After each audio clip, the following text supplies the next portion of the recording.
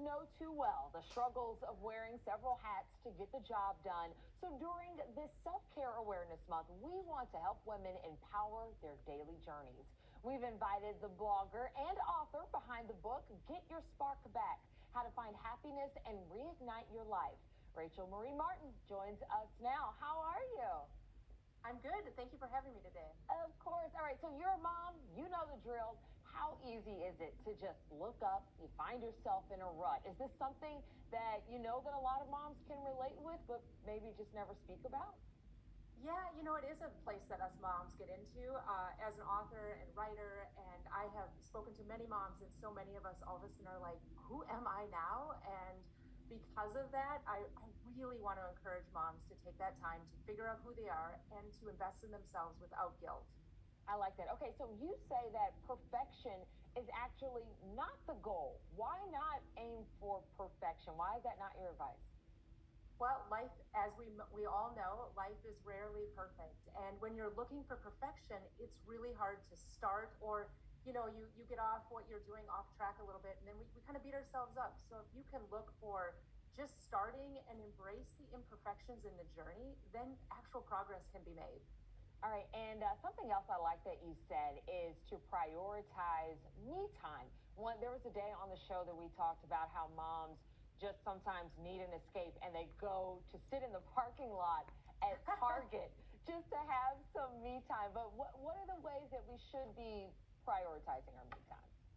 Well, we should prioritize me time. I give an example often about we don't feel guilty about taking our kids to the dentist, the doctor, their sporting matches. But sometimes when we take time for ourselves, we're like, I shouldn't do it. We put it off.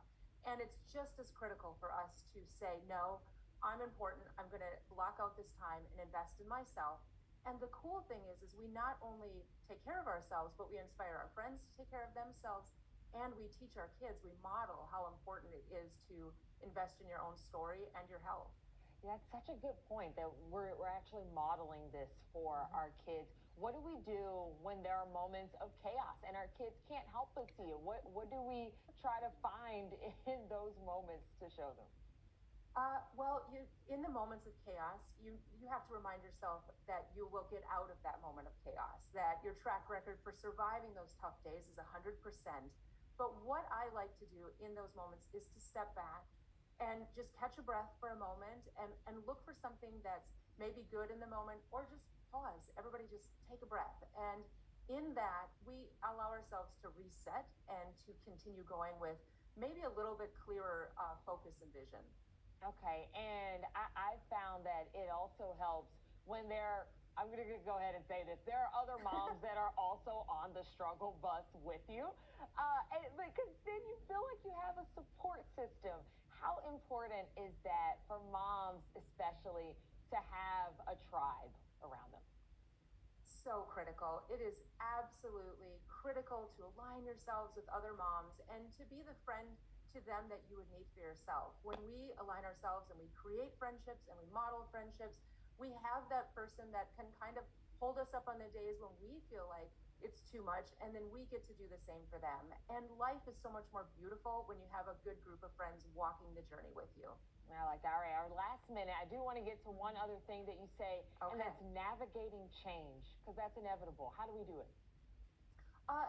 Life is full of changes, first of all, and navigating change means that you embrace and you allow yourself to feel the emotion of the change. And I have a son that just started college, and there is that moment of bittersweet, and that's what life is about: is trying your best, making the best decision, and then going forward, giving yourself grace if it doesn't work out the way it is, and then being proud of the choices and the progress that you've made in all of that journey. I like that because it feels like we've come full circle. That's the not having to aim for perfection. I love it so much. Thank you so much for joining us today. Again, her book is out now. It's Get Your Spark Back, How to Find Happiness and Reignite Your Life. Daytime will be right back.